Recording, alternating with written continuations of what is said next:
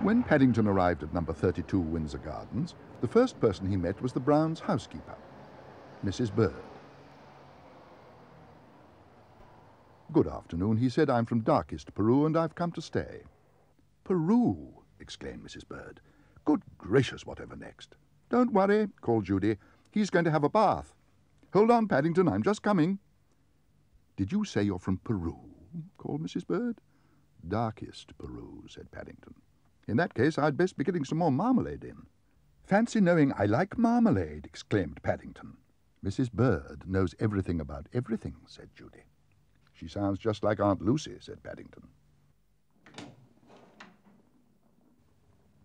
The next person Paddington met was Judy's brother Jonathan, and while Jonathan put some bubble mixture into the bath, Paddington listened carefully to his instructions. "There's some soap," said Judy, "and a towel, and a brush so that you can scrub your back." Paddington felt he would sooner just sit in a puddle, but he didn't like to say so. "It sounds very complicated," he announced. "Well," said Judy, "don't forget to wash your ears. They look very black." "Black?" said Paddington hotly. "Black?"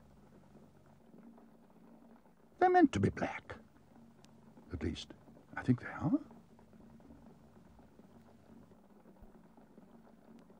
For a moment or two, he toyed with the idea of whitening his ears with a toothpaste, but he soon gave that up. There were other, much more interesting things to do.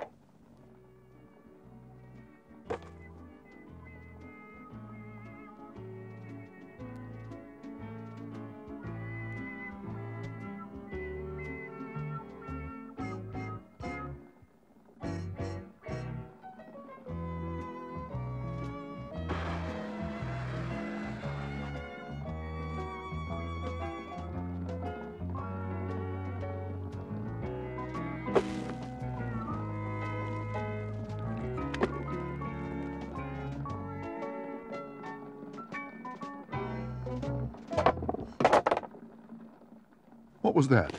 exclaimed Mr. Brown. "Perhaps it was Mrs. Bird," said Judy. "Bang went our tea, by the sound of it." Unaware of the alarm he was causing, Paddington busied himself making a foam map of South America. Some of the mountains were very high indeed, and he was about to mark in darkest Peru when he suddenly remembered the bath.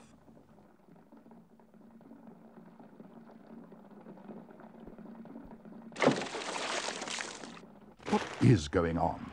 exclaimed Mr. Brown. "Don't tell me Mrs. Bird's fallen in the washing-up water now." "That's funny," said Jonathan. "Talking of water—" "Gosh!" cried Judy. "Look!" "Paddington, he's in trouble." To say that Paddington was in trouble was to put it mildly. He tried calling out, "Help," fairly quietly, so as not to disturb anyone, and then much louder, "Help! Help!" "Paddington," said Judy, "you've still got your duffel coat on." "I didn't want to get too wet," gasped Paddington. "Only I think I have done after all." "Help!